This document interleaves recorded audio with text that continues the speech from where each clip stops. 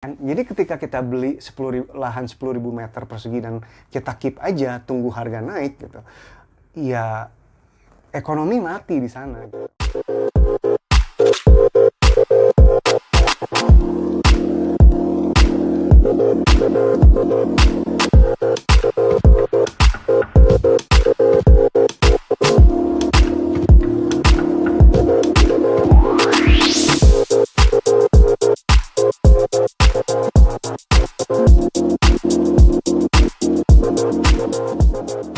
Bagi yang pertama kali nonton, tolong klik like dan subscribe ya, insya Allah kontennya bermanfaat.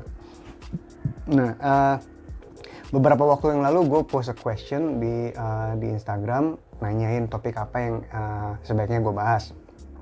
Ternyata ada banyak follower gue yang minta untuk gue membahas properti sebagai instrumen investasi. So, kita mulai aja ya. Oke, jadi gini, ini gue bikinin tabel. Ini adalah tabel perbandingan antara emas, saham, bisnis, dan properti. Nah, adik-adik bisa lihat ya, kita bahas dulu ya langsung ya. Emas, apakah nilainya naik? Ya, tapi ada resiko turun juga.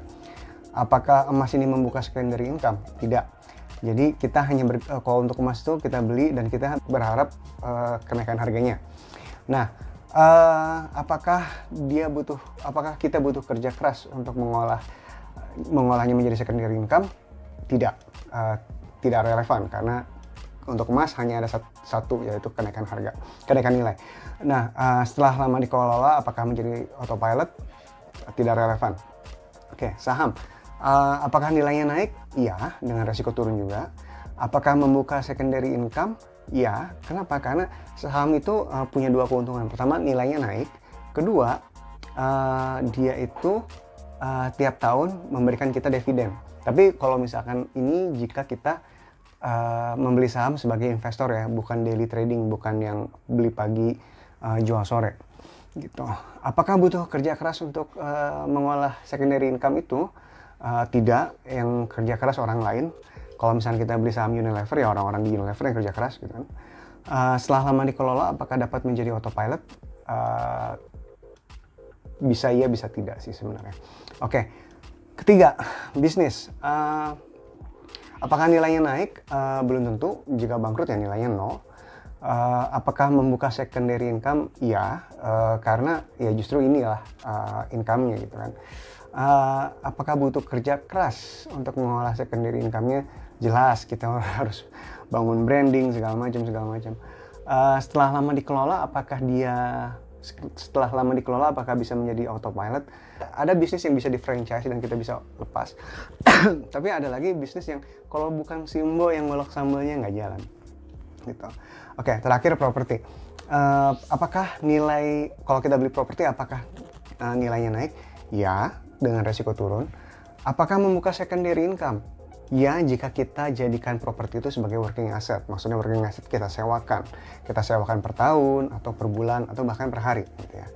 Apakah butuh kerja keras untuk mengolah secondary income itu? Ya. Terakhir adalah setelah lama dikelola, apakah dapat menjadi autopilot? Ya, bisa dibilang gitu. Oke, jadi adik-adik bisa lihat bahwa dari semua instrumen investasi, properti ini lumayan banyak ianya ya. Jadi kita mulai aja. Nah, dalam episode ini gue membahas properti sebagai instrumen investasi, tapi jenisnya lahan. Nah, jual beli lahan, contohnya ya. Contoh pertama nih, si Fulan beli tanah 2.000 meter persegi, nilainya X. Kemudian dia pecah surat jadi 20 kafling 100 meter persegi. Dan dia jual ke 20 orang, nilainya Y. Ini oke, tidak ada yang salah dengan itu. Basically ini jual beli tanah gitu kan. Oke, kemudian disinilah mulai complicated. Nah, contoh kedua, si Fulan beli tanah 2.000 meter persegi di tahun 2010. Kemudian dia endapkan tuh 10 tahun membuat demand tinggi, nunggu harganya naik gitu kan. Tahun 2020 saat orang udah cari-cari tanah, dia jual dengan harga tinggi gitu.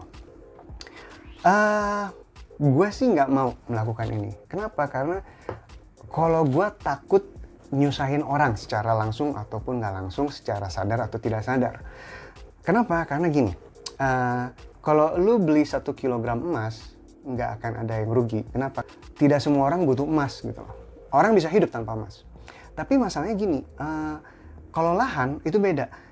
Kalau lahan adalah kebutuhan primer semua manusia. Manusia tuh butuh lahan untuk tempat tinggal. Itu kebutuhan primer loh, tempat tinggal. Dan manusia juga butuh lahan untuk mencari nafkah. Ya kan? Gak ada rumah tanpa lahan. Tidak ada pabrik tanpa lahan, tidak ada kantor tanpa lahan.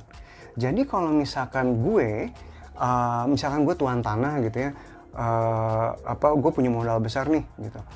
Gue beli aja tanah 10.000 meter di Bekasi gitu, 10.000 meter persegi di Bekasi. Terus udah gitu gue andapkan, gak gue apa-apain. Ya orang-orang di sana, kasihan orang yang lagi nyari tanah 1 kafling saja untuk membangun rumah gitu. Kasihan orang yang lagi nyari lahan untuk buka usaha cuci mobil gitu, ya kan? Jadi ketika kita beli lahan 10.000 meter persegi dan kita keep aja tunggu harga naik gitu, ya ekonomi mati di sana gitu. Gua sih takut orang-orang yang benar butuh lahannya itu rezekinya tertahan oleh gue secara nggak langsung, secara nggak sadar gitu. Pun orang-orang yang sedang nyari 1 kafling doang untuk bangun rumahnya gitu, itu tertunda ikhtiarnya gara-gara gue gitu, sadar atau tidak sadar gue ya. Jadi terserah kalian, tapi kalau gue sih enggak ini. Nah, sebenarnya ada cara yang lebih baik daripada beli tanah dalam jumlah besar dan mengendapkannya. Caranya adalah gini, sambil nunggu harga naik, tuan-tuan tanah ini sebenarnya bisa menjadikan lahan tersebut sebagai working asset gitu. Contohnya dan dampak sosialnya nih ya, lu punya, misalkan gue nih beli tanah 1.000 meter persegi gitu. Terus udah gitu selagi nunggu harga naik, oh ya udah 1 kafling gue sewakan ke orang yang mau usaha cuci mobil gitu. Nah orang ini bisa nge-hire 5 preman pengkolan untuk jadi pekaryawannya gitu. Nah, kan ekonomi jadi jalan gitu kan. Lebih baik manfaatnya daripada mudaratnya. Ya kan? Nah, kemudian satu kafling lagi di sebelahnya, coba misalkan ada mbok jago masak jago goreng bebek gitu kan.